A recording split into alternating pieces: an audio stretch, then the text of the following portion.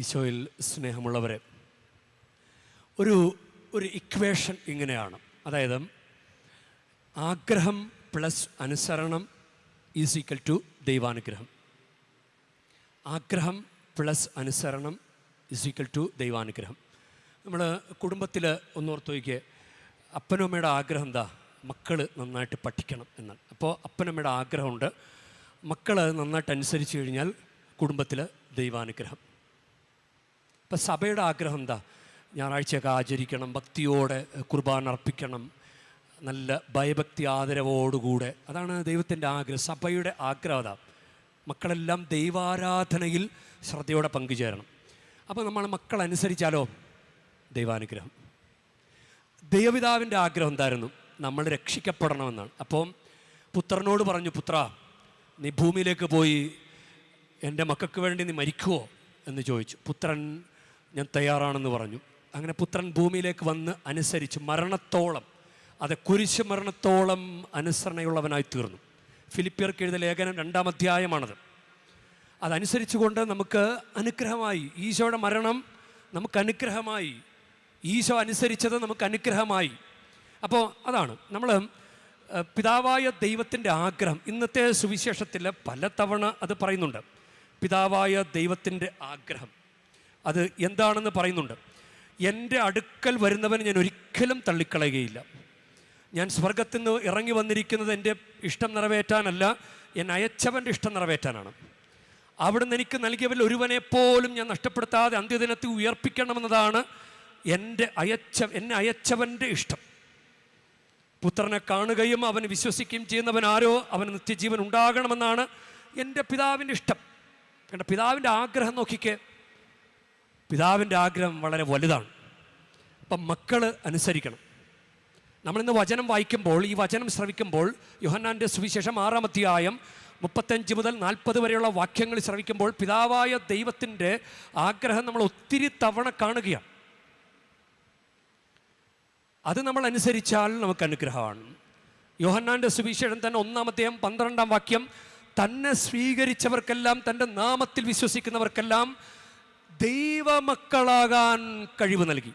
ദൈവമക്കൾ വെറുതെ തെരുവിലലഞ്ഞു നടക്കുന്ന പരദേശികളെ പോലെ അല്ല, ദൈവത്തിൻ്റെ മക്കളെപ്പോലെ. അപ്പം മാമോദീസയിലൂടെ, കൂദാശകളിലൂടെ സ്വർഗരാജ്യത്തിന് അവകാശികളും ദൈവത്തിൻ്റെ മക്കളുമായി തീർന്ന് നമ്മൾ പിതാവായ ദൈവം ആഗ്രഹിക്കുന്നത് പോലെയാണോ? നമ്മുടെ ആരാധന സമയത്ത് പോലും, ഇത് ദൈവാരാധനയാണല്ലോ, പരിശുദ്ധ കുർബാന അർപ്പണം. ഇനി ഇതിൻ്റെ ഒരുക്കം ദൈവത്തിന് ഇഷ്ടപ്പെട്ട രീതിയിലാണോ? അപ്പോൾ ദൈവപിതാവിൻ്റെ ആഗ്രഹം ദൈവാരാധനയിൽ പങ്കുചേരുക എന്നതാണ്. അത് നമ്മൾ അക്ഷരം പ്രതി അനുസരിച്ചാൽ നമുക്ക് അനുഗ്രഹമാണ്. നമ്മളത് കൊടുക്കുന്നതാണ് ദൈവത്തിന്. നമ്മുടെ ആ ഒരു സമർപ്പണം ദൈവത്തിന് കൊടുക്കുന്നതാണ്. ദൈവത്തിന് ഈശോ കൊടുത്ത അനുസരണം പോലെ നമ്മുടെ അനുസരണം ദൈവത്തിന് കൊടുക്കുക, അത് നമുക്ക് അനുഗ്രഹമാണ്. അപ്പോൾ നമ്മളെങ്ങനെയാണ് അനുസരിക്കുക? ഇതിൻ്റെ ഒരുക്കം എങ്ങനെയാണ്? കുമ്പസാരിച്ച്, കുർബാന സ്വീകരിച്ച്, ഇല്ല ഞായറാഴ്ച ആചരിച്ച്, ഇവിടുന്ന് തീർത്ഥാടനമൊക്കെ മതിയാക്കി നമ്മളങ്ങനെ പോകുമ്പോൾ അനുദിന ജീവിതത്തിൽ നമ്മളെങ്ങനെയാണ് ദൈവത്തിന് സമർപ്പണം കൊടുക്കുക? അത് കുമ്പസാരത്തിലൂടെ, കുർബാന സ്വീകരണത്തിലൂടെ, ഞായറാഴ്ച ആചരണത്തിലൂടെ നമ്മളത് സഭയെ അനുസരിക്കുകയാണ്. 3-ാമത്തെ കൽപ്പന കർത്താവിൻ്റെ ദിവസം പരിശുദ്ധമായി ആചരിക്കണം. 1-ാമത്തെ തിരുസഭയുടെ കൽപ്പന ഞായറാഴ്ചകളും കടപ്പെട്ട തിരുനാളിൽ മുഴുവൻ കുർബാനയിൽ പങ്കുകൊള്ളണം. ഈ അനുസരണമാണ് നമ്മുടെ അനുഗ്രഹത്തിന് കാരണമാകുക. അപ്പോൾ ദൈവപിതാവിൻ്റെ സങ്കടം അത് ഇന്നത്തെ സുവിശേഷത്തിലുണ്ട്. അത് യോഹന്നാൻ്റെ സുവിശേഷം 6-ാം അധ്യായം 36-ാമത്തെ വാക്യം, എന്നാൽ നിങ്ങൾ എന്നെ കണ്ടിട്ടും വിശ്വസിക്കുന്നില്ല എന്ന് ഞാൻ നിങ്ങളോട് പറഞ്ഞിട്ടുണ്ടല്ലോ. എന്നാൽ നിങ്ങൾ എന്നെ കണ്ടിട്ടും വിശ്വസിക്കുന്നില്ല. ഒരു അനുഭവം ഉണ്ടായിട്ട് പോലും കർത്താവിനോട് സ്നേഹം അങ്ങനെ കൃത്യമായിട്ട് വന്നിട്ടില്ല. ദൈവം രക്ഷിക്കുന്ന അനുഭവം ഉണ്ടായിട്ടും ദൈവത്തോടുള്ള സമർപ്പണം പൂർണ്ണമാക്കാൻ നമുക്ക് പറ്റുന്നില്ല. ഒരു തവണ കുമ്പസാരിച്ച് കുർബാന സ്വീകരിച്ച് ദൈവാനുഗ്രഹം പ്രാപിച്ചതാണ്, എന്നിട്ട് എത്രയോ പിന്നോക്കം പോയി അനുസരിക്കാൻ.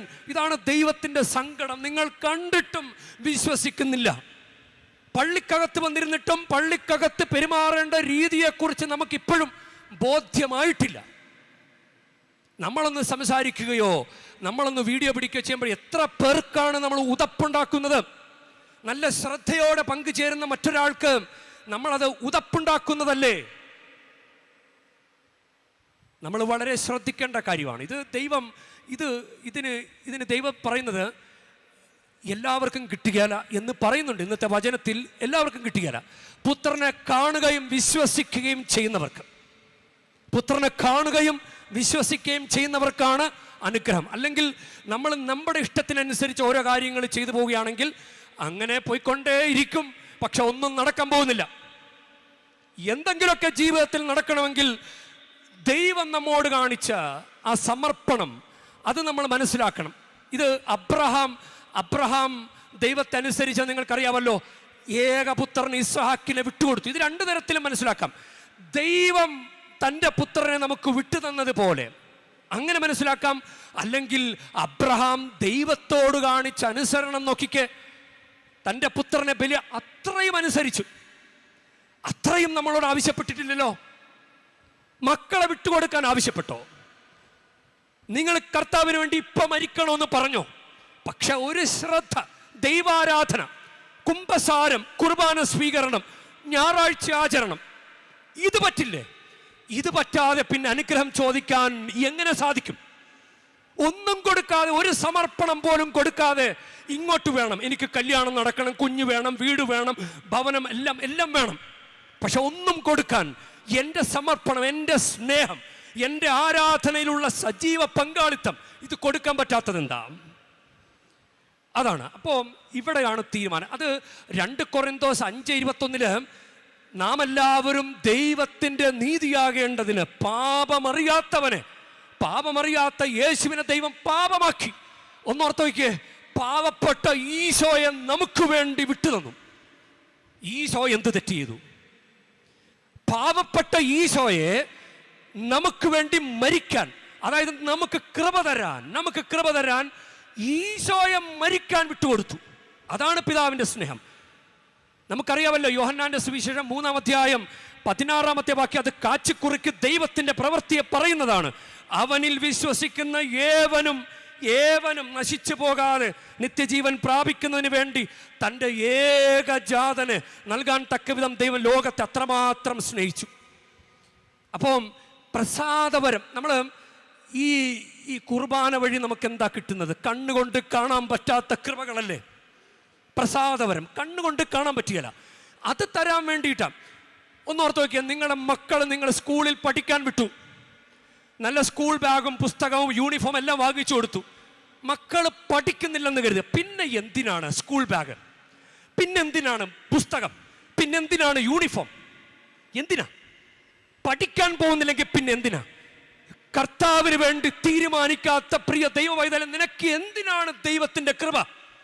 കണ്ടുകൊണ്ടിരിക്കാനോ?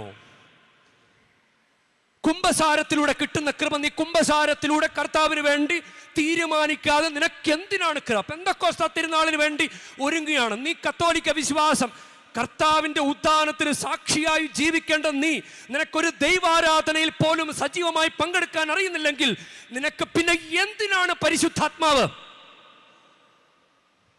പരിശുദ്ധാത്മാവിന് വേണോ? ദൈവത്തിന്റെ കൃപ വേണോ? അപ്പോ ദൈവം തന്ന കൃപ, പുത്രനെ മരിക്കാൻ വിട്ടുകൊടുത്തിട്ട് ദൈവം തന്ന കൃപ നമ്മൾ തീരുമാനിക്കാത്തതിന്റെ പേരിൽ ആ കൃപ വെറുതെ പാഴായി പോകുകയല്ലേ? വെറുതെ പാഴായി പോകുന്ന കൃപ. അനുഗ്രഹം വാരി വിതറുന്നുണ്ട്, പക്ഷേ സ്വീകരിക്കാൻ പറ്റണില്ല. ആ പറുദീസയിൽ അവരോട് പറഞ്ഞില്ലേ പഴം കഴിക്കരുത്, പക്ഷേ സാത്താന്റെ പ്രലോഭനത്തിൽ വീണു. ഇപ്പത്തെ വീഡിയോ പിടിച്ച് ഇപ്പൊ എന്താ കുഴപ്പം? ഇതാണ് പ്രലോഭനം. ഇപ്പൊ ഇത്തിരി സംസാരിച്ചാൽ എന്താ കുഴപ്പം? അതാ പ്രലോഭനം. ഒരൊറ്റ തീരുമാനത്തിൽ സ്വർഗം നഷ്ടപ്പെട്ടു പോയി. ഒരൊറ്റ തീരുമാനത്തിൽ. ആ ധൂർത്തപുത്രന് നല്ല വീട്, നല്ല അപ്പൻ എല്ലാം ഉണ്ടായിരുന്നു. പക്ഷെ അവന്റെ നടപടിയിൽ തെറ്റുപറ്റി. അവൻ സ്വത്ത് ചോദിച്ചു. അവൻ ആ പിതാവ് കൊടുത്തു, അവകാശം എല്ലാം വീതിച്ചു കൊടുത്തു. വചനം പറയുന്നത് ലൂക്ക 15:13 ഏറെ താമസിയാതെ, കുറച്ച് സമയം കൂടി അവനുണ്ടായിരുന്നു തീരുമാനിക്കാൻ. അവൻ ഏറെ താമസിയാതെ അവൻ ദൂരദേശത്തേക്ക് പോയി. അവൻ അവിടെ കഠിന ക്ഷാമം ഉണ്ടായി. അവന് നിക്കക്കളിയില്ലാതായി. അവൻ പന്നിക്കൂട്ടി ചെന്നു, തവിട് ഭക്ഷിച്ചു. പക്ഷെ പറ്റണില്ല. അപ്പം അവൻ തീരുമാനം ഉണ്ടായി, കല്യാണം നടക്കിയാല, കുഞ്ഞുണ്ടാകിയാല, വീട് പണി നടക്കിയാൽ, ഇങ്ങനെ നിക്കക്കളിയില്ലാതെ വിളിക്കുന്നവനല്ല നമ്മുടെ ദൈവം. പ്രിയ ദൈവവൈതലേ, നിനക്ക് വേണ്ടി ദൈവം മരിച്ചതിനെ ഓർത്ത് നീ ദൈവത്തിന്റെ കൂടെ നിൽക്ക്. നിനക്ക് നിക്കക്കളിയില്ലാതെ കൂടെ പിടിക്കേണ്ടവനല്ല ദൈവം. നിനക്ക് ആവശ്യമുള്ളപ്പോൾ മാത്രം കൂടെ പിടിക്കുന്നവനല്ല ദൈവം. നീ ദൈവത്തെ ആരാധിക്ക്. ദൈവത്തിന്റെ ഈ സ്നേഹത്തെ നീ വിലമതിക്ക്. പുത്രനെ വിട്ടുതന്ന ദൈവത്തിന്റെ സ്നേഹത്തെ നീ വിലമതിക്ക്. അപ്പോ ദൈവം നിന്നെ കടാക്ഷിക്കും. അതുകൊണ്ട് തീരുമാനം പാളിപ്പോകരുത്. അതുകൊണ്ടാണ് ഹോറേബ് മല ലക്ഷ്യമാക്കി ആ ഏലിയ പ്രവാചകൻ രാജാക്കന്മാരുടെ 1-ാം പുസ്തകം 19-ാം അധ്യായത്തിൽ ഇങ്ങനെ ഓടി ഓടി ഓടി ഓടിപ്പോകുമ്പോൾ കർത്താവിൻ്റെ ദൂതൻ, അങ്ങനെ അവൻ തളർന്ന് വീണ് കിടന്നുറങ്ങുമ്പോൾ കർത്താവിൻ്റെ ദൂതൻ തട്ടി ഉണർത്തി പറഞ്ഞു, എഴുന്നേറ്റ് ഭക്ഷിക്കുക. 1 രാജാക്കന്മാർ 19:5 19:7 എഴുന്നേറ്റ് ഭക്ഷിക്കുക, അല്ലെങ്കിൽ യാത്ര ദുഷ്കരമായിരിക്കും. അല്ലെങ്കിൽ പ്രിയ മക്കളെ, ദൈവത്തിൻ്റെ ഈ സ്നേഹത്തെ നീ മറന്ന് ജീവിച്ചാൽ നിന്റെ യാത്ര ദുഷ്കരമായിരിക്കും. ഈ ജീവിത യാത്ര നിന്റെ ദുഷ്കരമായിരിക്കും. അതുകൊണ്ട് പരിശുദ്ധ കുർബാന നമുക്ക് വേണ്ടി തന്നിട്ടുള്ള പാഥേയമാണ്, തിരുപ്പാഥേയം, വഴിച്ചോറാണ്. സ്വർഗത്തിലേക്കുള്ള യാത്രയിൽ നമുക്ക് വേണ്ടിയിട്ടുള്ളതാണ്. അത് സ്നേഹത്തോടെ സ്വീകരിച്ചാൽ, അതിൻ്റെ പിന്നിലുള്ള ദൈവിക രഹസ്യങ്ങളെ നീ മനസ്സിലാക്കിയാൽ നിനക്ക് അത് അനുഗ്രഹമായിട്ട് മാറും. നമുക്കതുകൊണ്ട് നല്ല തീരുമാനങ്ങൾ എടുക്കാം. കർത്താവേ, നിന്നെ ഒരിക്കലും ഈ വിധത്തിൽ തള്ളിപ്പറയാതിരിക്കാൻ ഞങ്ങളെ അനുഗ്രഹിക്കണമേ. ഈ നിത്യജീവന്റെ മന്ന നൽകിയിടുവാൻ മേനി മുറിവേറ്റ സ്നേഹം. ഈ നിത്യജീവന്റെ മന്ന നൽകിയിടുവാൻ മേനി മുറിവേറ്റ സ്നേഹം. നിത്യമാം രക്ഷ നൽകാൻ നമ്മോടു കൂടെ വാഴാൻ സ്വയം ചെറുതായൊരു സ്നേഹം. നിത്യമാം രക്ഷ നൽകാൻ നമ്മോടു കൂടെ വാഴാൻ സ്വയം ചെറുതായൊരു സ്നേഹം. ആ സ്നേഹമാണീ വിരുന്ന്, സ്വീകരിച്ചിടാമേ ദിവ്യഭോജ്യം. ഹൃദയത്തിലലിയുമേ ദിവ്യഭോജ്യം.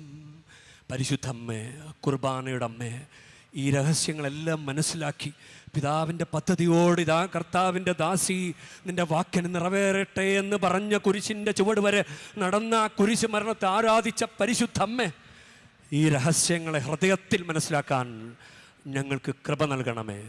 ആമേൻ.